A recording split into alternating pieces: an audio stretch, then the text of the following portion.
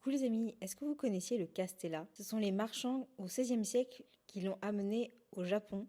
Et depuis, c'est une spécialité et au Japon et à Taïwan et dans toute l'Asie qui aime particulièrement ce rendu nuageux et garni souvent de fromage. J'ai eu le droit à un cours par la fondatrice de Fou Castella que vous avez sûrement entendu et vu passer sur les réseaux. C'est une passionnée passionnante que l'on pourrait écouter des heures parler de ces castellas de format long, rond comme ici.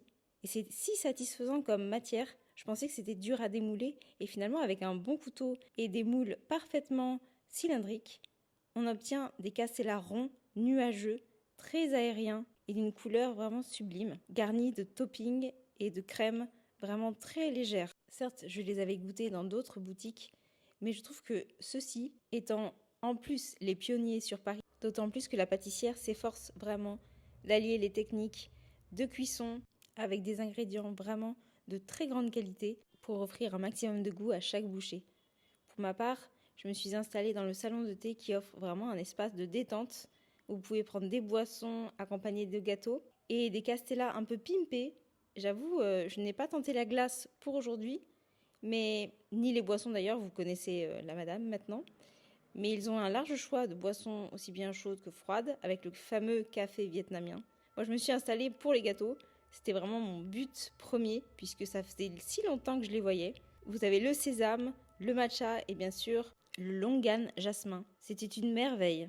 Vraiment, j'ai opté en tout premier lieu pour le matcha. C'est celui qui m'attirait le plus. Là aussi, on sent la force des ingrédients puisque la chantilly était ultra aérienne, vraiment sans trop de goût de lactose trop prononcé. Et puis un chiffon de cake toujours aussi nuageux. C'est incroyable de voir cette texture qui fond directement sur la langue.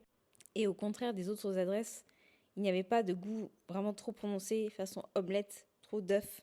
Ici, c'est vraiment bien équilibré. Il y a le biscuit et cette chantilly très aérienne, ici au sésame, et là, longan et jasmin. Franchement, je ne sais pas comment on dit longan ou longan, mais c'est délicieux. Et c'est une des premières fois que je le goûtais. Je crois la première fois d'ailleurs. J'ai gardé le meilleur pour la fin, je l'ai emporté. Et puis, j'ai emporté aussi le roulé au houbé. Je sais, vous avez entendu parler de cette racine un peu igname, un peu patate douce aussi. Mais j'aime bien ici parce qu'il y avait de vrais morceaux de fruits à l'intérieur, vraiment très généreux. La crème est toujours aussi merveilleuse, parfaite, enrobante, hyper douce et pas trop sucrée. Ça, c'est vraiment bon. Avec des perles de coco. Je ne m'attendais pas à cette texture, je croyais que c'était des perles un peu chocolat blanc, et pas du tout. C'est très, très rebondi, un peu gélifié, qui se mariait aussi avec les morceaux frais de patates douces houbé, avec des morceaux de noix de coco. Donc vraiment, allez-y y faire un tour. Tous les produits sont faits chaque jour, ultra frais, avec beaucoup d'originalité pour nous Européens qui ne connaissons pas forcément trop la culture Asie en général.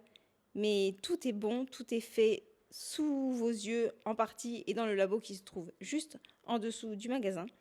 Vraiment, c'est le paradis du pendant aussi. Et c'est un beau savoir-faire artisanal, et que ce soit pour le goûter ou pour vos événements, je pense que c'est une belle occasion de rassembler tout le monde autour de la table. Peut-être même pour ce week-end à l'occasion de la fête des mères. Enfin moi je dis ça, je dis rien. Bisous!